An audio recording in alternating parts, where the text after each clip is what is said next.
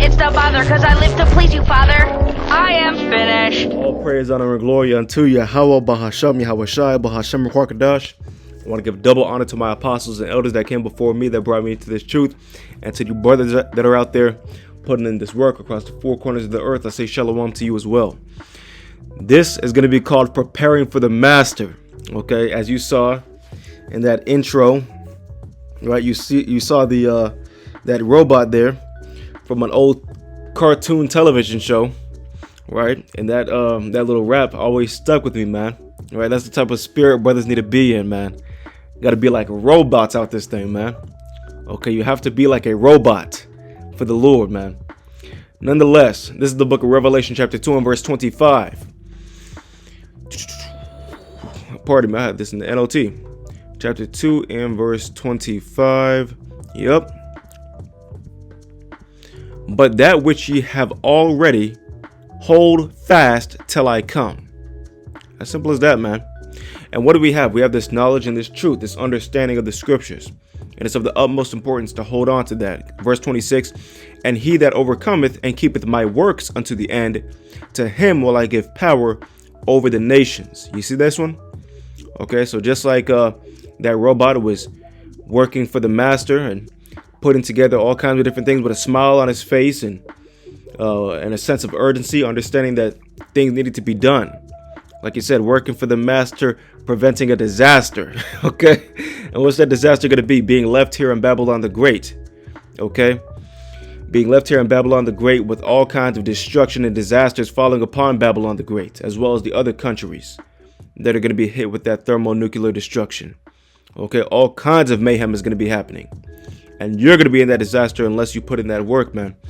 All right, let's go to the book of Matthew, chapter 24 and 36.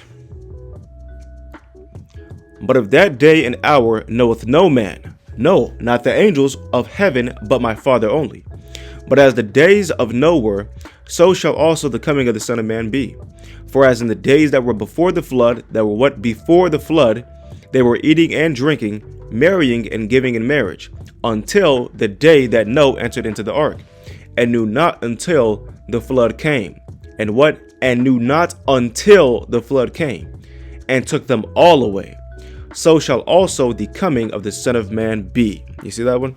So these people were not preparing for the disaster. They were not working for the master. Okay, they were not trying to prevent the disaster. So what happened? They got taken away in that flood. The same way the people of today are playing around, they're going to be taken in that next flood. But this time, the flood is going to be of thermonuclear warheads. Let's go to 2 Peter chapter 3 and verse 9. The Lord is not slack concerning his promise, as some men count slackness, but is long-suffering to usward, not willing that any should perish, but that all should come to repentance. But the day of the Yahweh, or the day of the Lord, will come as a thief in the night, as a thief in the night, in the which the heaven shall pass away with a great noise, and the elements shall melt, with fervent heat. The earth also and the works that are therein shall be burned up. I wanted to highlight right here, but the day of the Lord will come as a thief in the night. To those that don't want to prevent the disaster, right? Or work for the master, or prepare for the disaster. However way you put it, you're going to be caught off guard, man. Why? Because you're not watching. You're not paying attention. And the Lord is not giving you that eyesight. He's not giving you those spiritual binoculars to see what's going to happen in the near future. Okay? And without that, you're going to be caught off guard. You're going to be caught by the thief in the night, which is the death that's going to fall upon you. Verse 11. Seeing then that all these things shall be dissolved, what manner of persons ought ye to be in all holy conversation and godliness? And that's exactly what we're supposed to be in, man. We're supposed to be moving away. Matter of fact, let's go here. James 1. James chapter 1 and verse 26. If any man among you seem to be religious and bridleth not his tongue, but deceiveth his own heart, this man's religion is vain. Pure religion and undefiled before God and the Father is this, to visit the fatherless and widows in their affliction, and to keep himself unspotted from the world. You see that one? So in this time of in this time of economic hardship and whatnot, all these different things that are happening around the earth, the wickedness that's pervading the United States of America, it's of the utmost importance to keep yourself unspotted from this world. Let's go to Revelation chapter 3 and verse 10. Okay, we're going to get this in the NLT here. Revelation chapter 3 and verse 10. Because you have disobeyed my command to preserve, I will protect you from Salakia. Because you have obeyed my command to preserve or persevere, I will protect you from the great time of testing that will come upon the whole world to test those who belong to this world. Let me run that one more time. Because you have obeyed my command to persevere, I will protect you from the great time of testing that will come upon the whole world to test those who belong to this world. You see that one? So again, that great temptation is going to fall upon the earth, and those that aren't prepared, those that aren't working for the master, are going to be completely annihilated, caught off guard, and destroyed. Verse 11, I am coming soon. Hold on to what you have so that no one will take away your crown. All who are victorious will become pillars in the temple of my power, and they will never have to leave it. And I will write on them the name of my power, and they will be citizens in the city of my God, the new Jerusalem that comes down from heaven from my God, and I will also write on them my new name. My new name. Yahushua has promised the elect that if they persevere, that they're going to be rewarded in the great time of judgment and in the great time of restoration. Let's go to Psalms 37 is what I want in the NLT, verse 5. Commit everything you do to Yahweh, trust him, and he will help you. He will make your innocence radiate like the dawn, and the justice of your cause will shine like the noonday sun.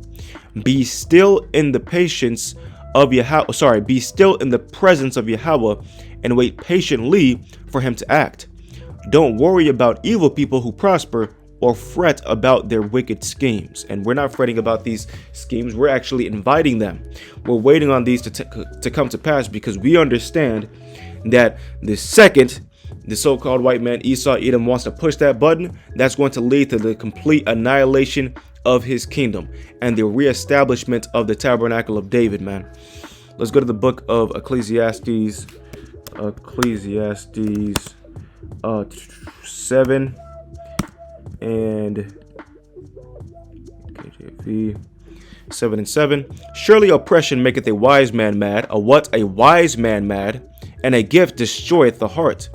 Better is the end of a thing than the beginning thereof, and the patient in spirit is better than the proud in spirit. And yes, indeed, we are absolutely as patient as all. We're very patient, okay?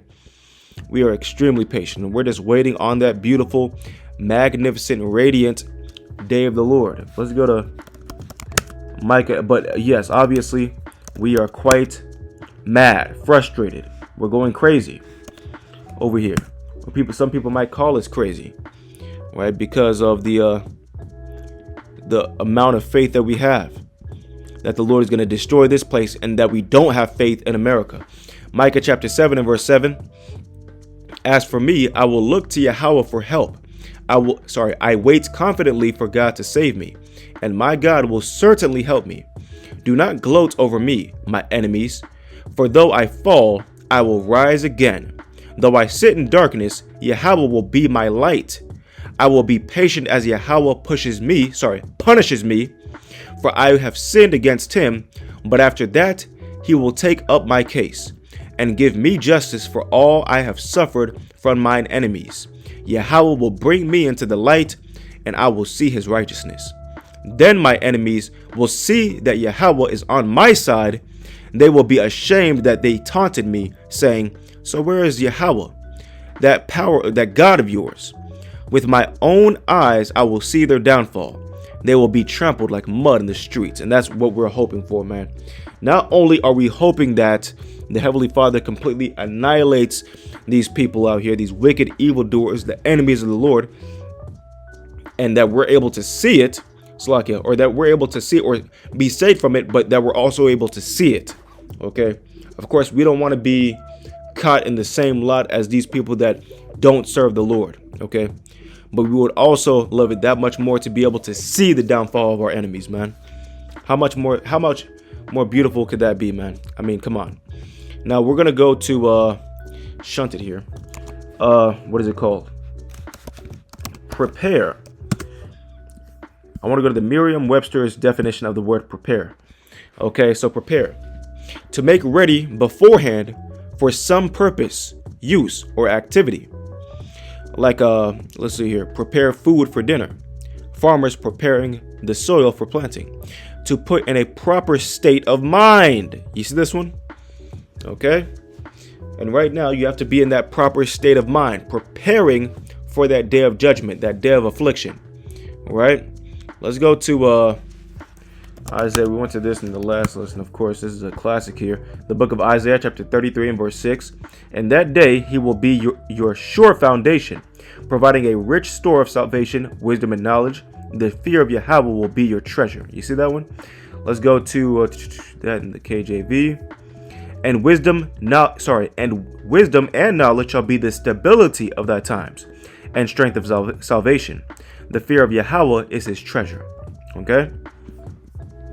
Let's keep on going here. To work out the details of plan in advance. To put together, to put into written form. Prepare again. To get ready. You see that all of these different definitions of the word prepare. Okay, look at these synonyms for the word prepare. Fortify. Let's go to the word fortify here. To make strong, such as to strengthen and secure a place such as a town by forts or batteries. To give physical strength, courage, or endurance. And yes, indeed, you do not need to have endurance.